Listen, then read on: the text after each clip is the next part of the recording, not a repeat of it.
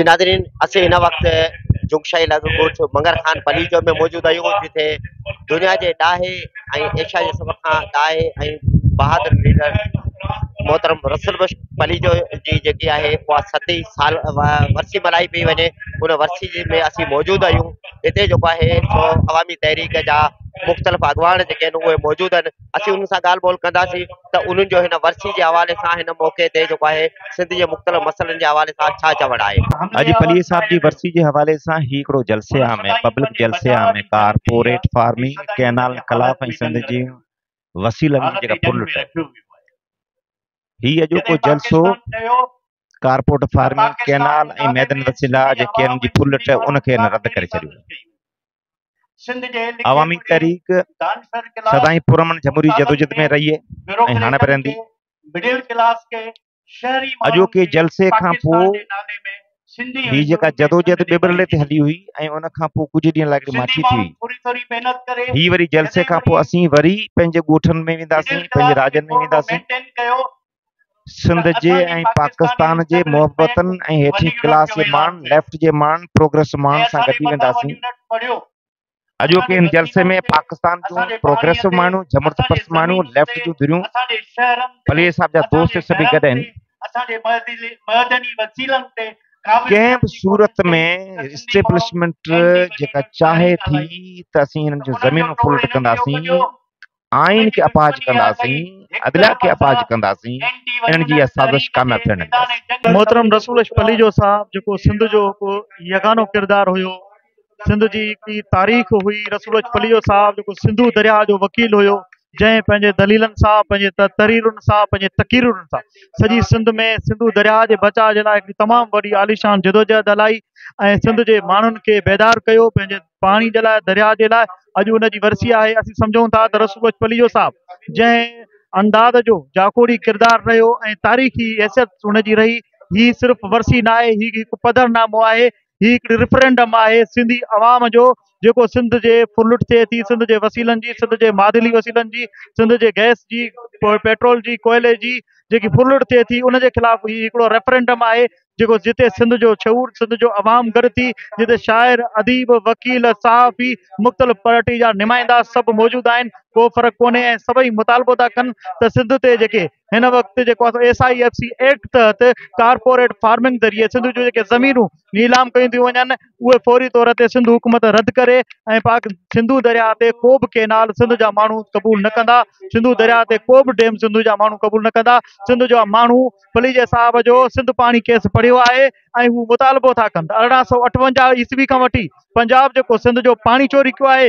उनजो असांखे हिसाब ॾिनो वञे। 1947 खां अॼु ॾींहं ताईं जेके सिंध जे मादनी वसीलनि जी फुलुट थी आहे उहे असांखे वापसि कया वञनि, लेखो चोखो कयो वञे ऐं सिंधी अवाम खे, पाकिस्तान जे मज़लूम अवामनि खे पंहिंजा हक़ ॾिना वञनि, न त हीअ जदोजहद जारी रहंदी ऐं ही वर्सियूं, ही प्रोग्राम तव्हांजे ख़िलाफ़ रेफरेंडम साबित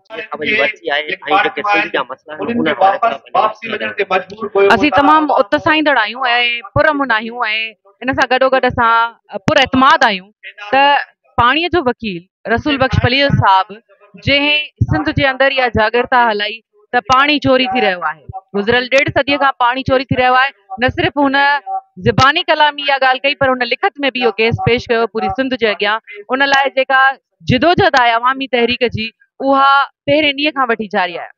पंजाब हुक्मरान टोलो पहिरें ॾींहं खां वठी अंग्रेज़ हुक्मराननि जे जेको आहे पैरवी कंदे सिंध जे पाणीअ ते मुसलसिल दाड़ो हणंदो पियो अचे। कॾहिं केनाल ठाहे के नवां मनसूबा जोड़े कारपोरेट फार्मिंग जे नाले ते ज़मीनूं असांजूं फबाई थी वञनि, कॾहिं डेम जा नाला मटाए करे असांजे दरिया जो पाणी खयो थो वञे ऐं नतीजे में असांजूं ॿनियूं, असांजूं ज़मीनूं, असांजा हारी उहे दरबदर आहिनि, ज़मीनूं असांजूं ठोठ थी चुकियूं आहिनि, बंजर बणिजी चुकियूं आहिनि। पाणी असां वटि जेको आहे त हुनजी अणाहठ आहे ऐं हिन वक़्तु जेका सूरत हाल आहे 6 नवां केनाल कढी करे उन ते जेका 6 नवां केनाल कढी जेका हिकिड़ी मुहिम हलाई वई आहे पंजाब हुक्मराननि जे तरफ़ां ऐं वरी मथां वरी हठ धर्मीअ सां चवनि था सिर्फ़ु केनाल ई त ठाहियूं था, ॿियो छा था कयूं। पाणी जे माहिरनि इहा वाज़े करे छॾी आहे ॻाल्हि त सिंधु दरिया में मौजूद पाणी एतिरो आहे ई न जो तव्हां कंहिंजी विरासत करे सघो। उनजो जेको मौजूदा पाणी आहे उहो ख़ुदि जेके वापराईंदड़ आहिनि उन्हनि लाइ उन्हनि जी अणाहठ आहे त तव्हां उन्हनि मां ॿिए कंहिंखे कीअं था ॾेई सघो। मिसाल जे तौरु तव्हां जे पीअण जे लाइ हिकिड़े गिलास जो पाणी हुजे ऐं तव्हांखे ओतिरी हुजे तव्हांखे ॿिए खे कीअं था विराए सघो पिया। त इन करे असीं इन्हनि समूरनि मनसूबनि खे रद्द कयूं था। कारपोरेट फार्मिंग जे नाले ते जेके सिंध जूं ज़रई ज़मीनूं फ़ौजनि जे हवाले कयूं थियूं वञनि ऐं सिंध जे आबादगार खे बेरोज़गार ऐं दरबदर कयो थो वञे, असीं इन्हनि साज़िशुनि खे इन्हनि खे रद्द कयूं था, इन्हनि जी ख़िलाफ़ वर्ज़ी कयूं था ऐं पलीअ साहिब जो ॾिनल फ़िक्र, उनजो नज़रियो, उनजी ॾिनल वाट ते अवामी तहरीक जेका आहे उहा मुसलसिल जदोजहद जे मैदान में आहे। साईं, अॼु असांजे रहबर, असांजे क़ाइद मोहतरम रसूल बख्श पलीअ साहिब जी 7वीं वरसी ते तव्हां ॾिसो पिया अॼु जुंगशाही में हज़ारे औरतुनि मर्दनि ऐं पूरे पाकिस्तान जे मोहबे वतन मां अची उनखे सलामी पेश ॾियनि पिया। रसूल बख्श पली जो जेको जमहूरियत जे लाइ, पंहिंजे वतन जे लाइ, पंहिंजे धरती जे लाइ ऐं मज़लूम क़ौमुनि जे लाइ जेका जिदोजहद कई, अॼु उनजो नतीजो आहे। हुनखे मोकिलाईंदे 7 साल थिया आहिनि, पर सिंध जे माण्हुनि अॼु बि चवनि था त रसूल बख्श पली जो सिंध जो वकील आहे, जंहिं रसूल बख्श पली जे सिंध जो औरतुनि में जेका जागृति कई, जंहिंजो सिंजाणी तहरीक जो बुनियादु विधो, उहा सिंजाणी तहरीक अॼु एशिया जी तमामु वॾे मां वॾी हिकिड़े इनक़लाबी तंज़ीम आहे।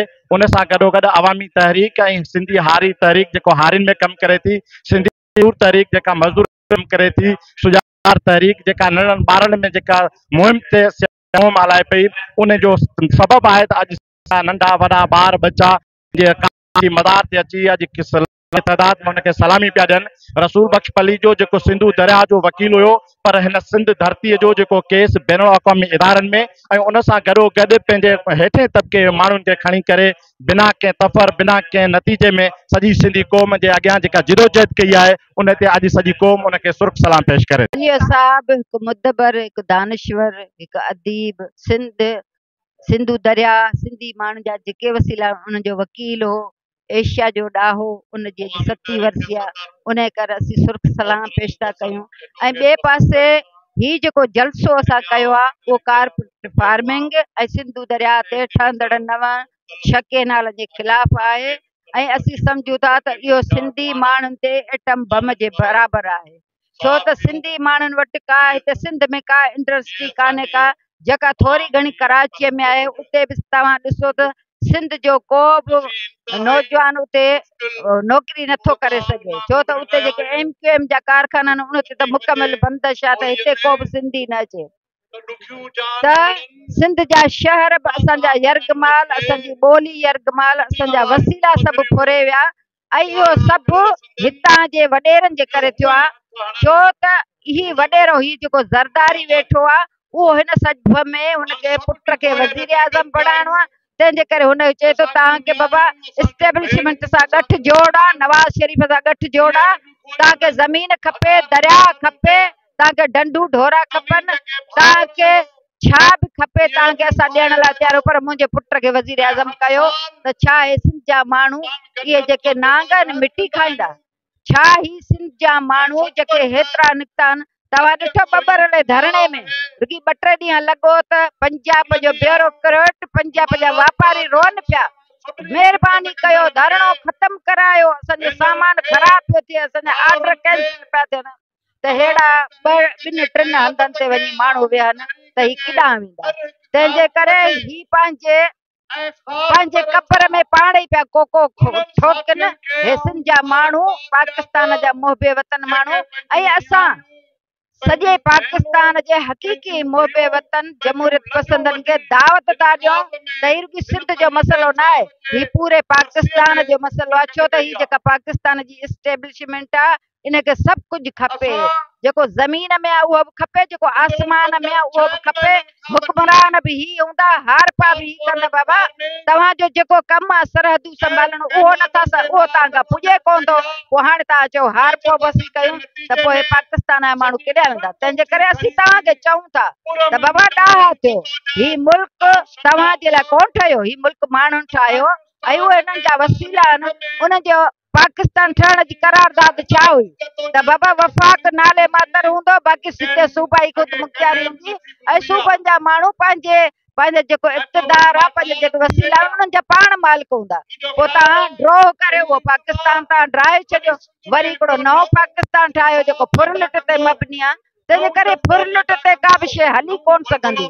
जी नाज़रीन, असां हिते मौजूद अवामी तहरीक जे अॻवाननि सां, अवामी तहरीक जे मरकज़ी सदर सां ऐं सिंधियाणी तहरीक जे मरकज़ी सदर सां ॻाल्हि ॿोल कई, जिन जो चवणु आहे त अवामी तहरीक जेकी आहे असां सिंध जे बरंदड़ मसइलनि ते ऐं मुख़्तलिफ़ मसइलनि ते जेको आहे हमेशह जिदोजहद में रही आहे ऐं जिदोजहद कंदी रही आहे। उन जो इहो बि चवणु आहे त सिंध जे पाणी जो जेको इशू आहे उन ते हमेशह अवामी तहरीक सभ खां वॾी जिदोजहद कई आहे। ऐं हिन वक़्तु बि जॾहिं केनालनि जो या कार्पोरेट फार्मिंग जो मसइलो आहे त अवामी तहरीक ई जिदोजहद में आहे ऐं जिदोजहद कंदी रहंदी।